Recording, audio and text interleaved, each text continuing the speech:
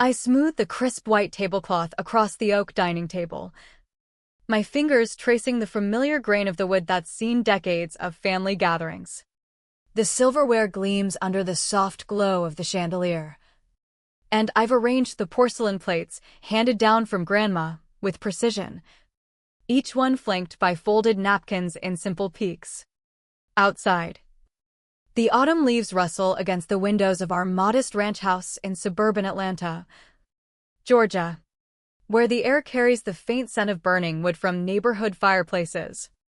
It's Thanksgiving, that quintessential American ritual of gratitude and gravy. But today, the harmony feels as fragile as the crystal glasses I've just polished. Emily. Honey, have you seen my arthritis meds? Mom calls from the kitchen, her voice strained but warm. Like always. Check the counter by the coffee maker, I reply, stepping back to survey the setup.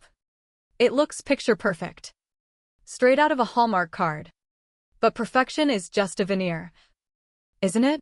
Especially when the cracks beneath are widening by the day. Mom hobbles in, her left hand gripping the doorframe for support, her face a mask of quiet endurance. At 64, she's supposed to be enjoying retirement from her years as a school librarian.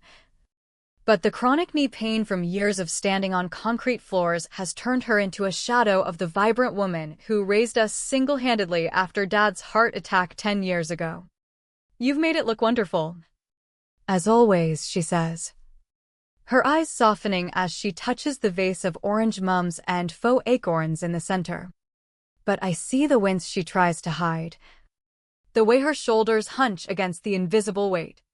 How bad is it today? Mom? I ask gently, guiding her to her seat. Manageable, she lies, forcing a smile that doesn't crinkle the corners of her eyes. What she really means is agony. What she means is the replacement surgery she desperately needs, but can't afford because her insurance keeps denying appeals. And the out-of-pocket costs are a mountain we can't climb. Not yet. Anyway, I'll grab your water, I offer. But she shakes her head. No meds now. I want to be sharp for dinner. Before I can protest, she eases up with a muffled groan and heads to her small home office, where bills pile up like unspoken accusations. I trail behind quietly, watching as she opens the desk drawer and tucks away a sheaf of envelopes, red stamps screaming past due and final notice. One slips, revealing the hospital logo. And our eyes lock. Shame flickers in hers. Not for her pain, but for burdening me. Just organizing, she says brightly, shutting the drawer with a snap that echoes like a door closing on secrets. The gravel crunches outside, signaling my brother Michael's arrival. Through the lace curtains, I see a shiny silver pickup truck, top of the line. Easily $60,000, pull up. Followed by his wife Rachel stepping out in a fitted green sweater, looking as out of place as ever in our quiet neighborhood. They're here, I tell Mom, offering my arm.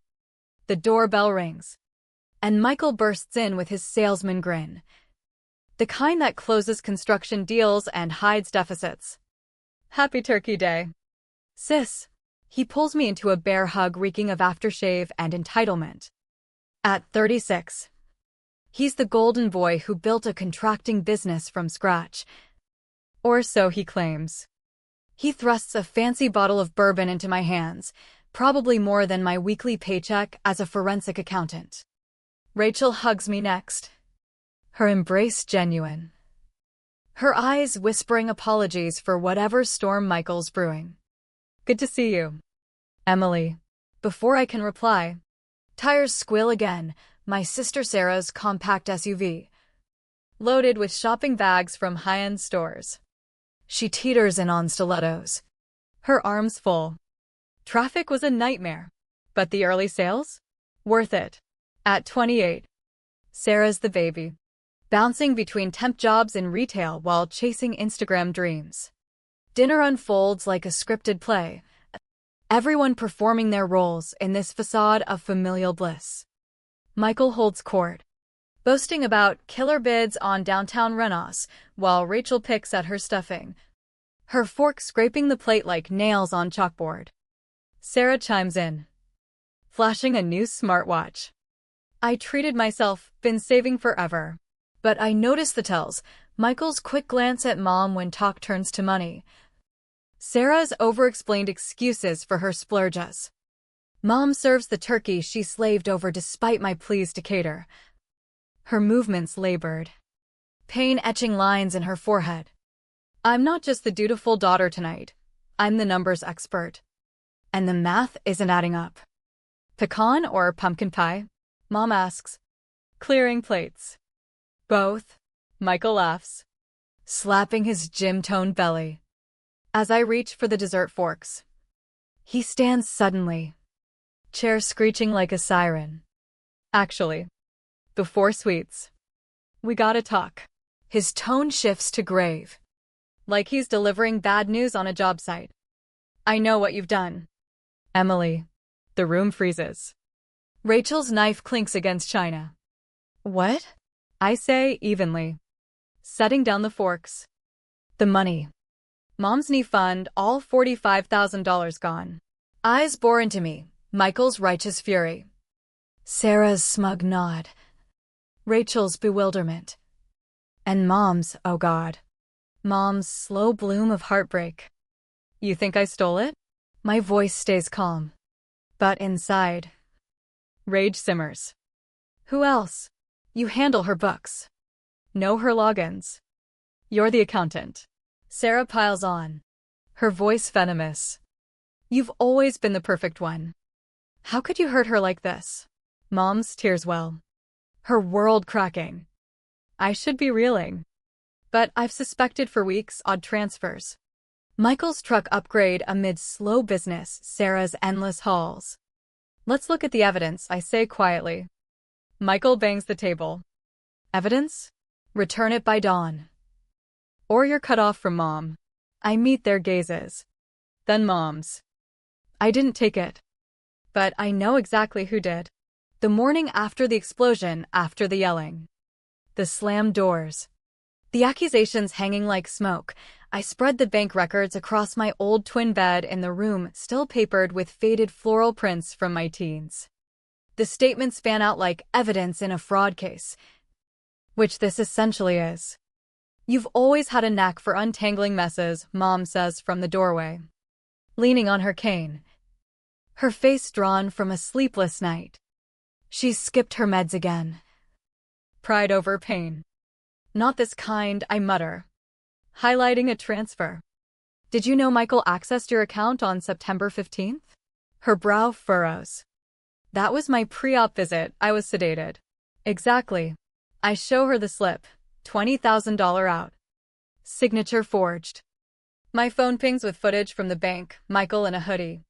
Timestamp matching Mom's procedure. She collapses onto the bed. Papers crumpling.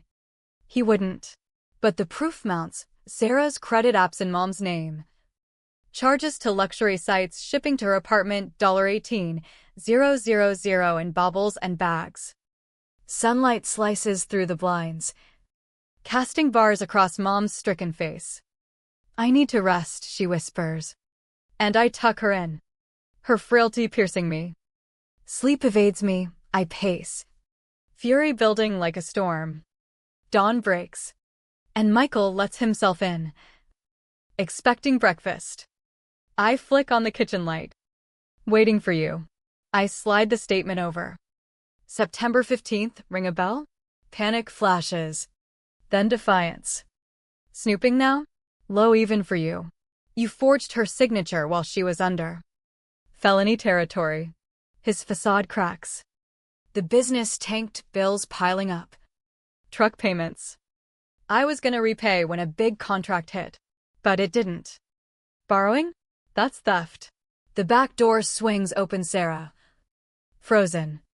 Perfect. I lay out her statements. Mom's credit. Your shopping spree. She flushes. She never uses it anyway. I deserved nice things. You got everything growing up. By identity fraud? Mom shuffles in. Phone ringing. She answers. Face paling. The surgeon's office, deposit bounced. Surgery off. Silence descends like a guillotine. I transfer $12,000 from my savings. It'll hold the spot. Mom protests. It's my nest egg, but health trumps houses. Michael and Sarah mutter resentments. Shame fleeting before bitterness sets in. Always the favorite, Sarah sneers. No, Mom says softly. Just the only one who saw me as more than a wallet. The clock ticks. Our family splintering irreparably. Monday hits like a freight train of 5 a.m. Call from cousin Elaine. Emily. How could you? Aunt Laura's devastated. My gut twists. What? Sarah posted everything online, said you stole. Turned the family against them. By lunch. Social media erupts. Michael's sob story on LinkedIn about family betrayal, Sarah's tearful Instagram reel with old photos. Caption: when greed destroys bonds. Comments pour in relative siding. Old friends shocked. Mom scrolls her tablet. Flinching. Such lies about you. Maybe forgive and forget. Her doubt stabs. But I take the device. Is that justice? She averts her eyes. Torn. The doorbell, Rachel. Eyes swollen. Creditors called. Michael's drowning in debt, house. Truck. Everything. He lied about the business. She hands over hidden statements. More fraud in Mom's name.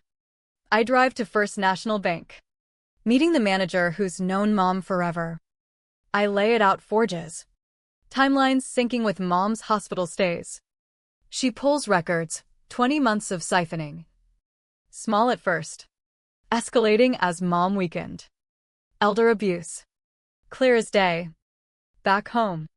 The living room buzzes, Mom's doctor reviewing rescheduled surgery. My colleague dropping off work files for remote setup. Neighbors with soups. Support swells. Then Michael and Sarah barge in. Expecting absolution. Mom stands tall. I've seen it all. I open my dossier, every theft chronicled. Not just Thanksgiving since Dad died. Excuses fly, pressure. Jealousy. But Mom cuts through, no more. Consequences loom. Betrayals price manifesting in their panicked faces. The precinct reeks of stale donuts and despair. Mom sits rigid beside me. 3 hours in. Her knee throbbing, but complaints silenced. Detective Ramirez pushes forms. This seals the fraud complaint. Mom signs. Hand shaking. Turning in my own kids. The strong kind, I whisper. Outside. Rain slicks the lot. My phone buzzes, Michael at my office. Raging. I arrive to chaos, him disheveled. Shouting. You poison Mom. Security hauls him out as he unravels. Sarah's calls beg. Lie. Accuse. Reporters circle, SUV repossessed. Sarah fired for theft. Family divides, some condemn me. Others rally. An attorney offers restitution for dropped charges. Mom wavers. But I hold firm, trust shattered. She nods. Steel forming amid sorrow. Snow falls. Blanketing old wounds. Court day, Michael and Sarah enter subdued. Dressed humbly. Their lawyer pleads misunderstanding, blames Mom's meds. Witnesses vouch for their good hearts. Fury boils in me. On the stand. I unveil the timeline $45,000 stolen during vulnerabilities. Rachel testifies, hidden debts. Lies. Mom speaks last, I raised you better. You took my trust. Verdicts, Michael 14 months. Sarah 10. Restitution mandated. Fear replaces defiance. Outside. Mike's thrust, we decline comment beyond justice served. Home. Mom sobs, where did I fail? I hold her, you didn't, they chose this. Grief ebbs. Revealing fractures truth. Months later. I plant daffodil bulbs in the backyard soil. Mom kneeling freely post-surgery. Her mobility reclaimed. That's your 10th, she says, staking it. Thorough as ever. I bite back a jab at the others. David's release looms. His letter begs visits. Sarah's notes show remorse. Family's a choice, Mom muses.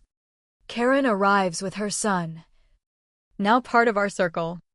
The table sets simply, new bonds forming. In the garden. As dusk falls, Mom pockets the letter. Together. Whatever comes. Laughter echoes inside. We've lost illusions. Gained truth, the steep cost of betrayal. Paid in full.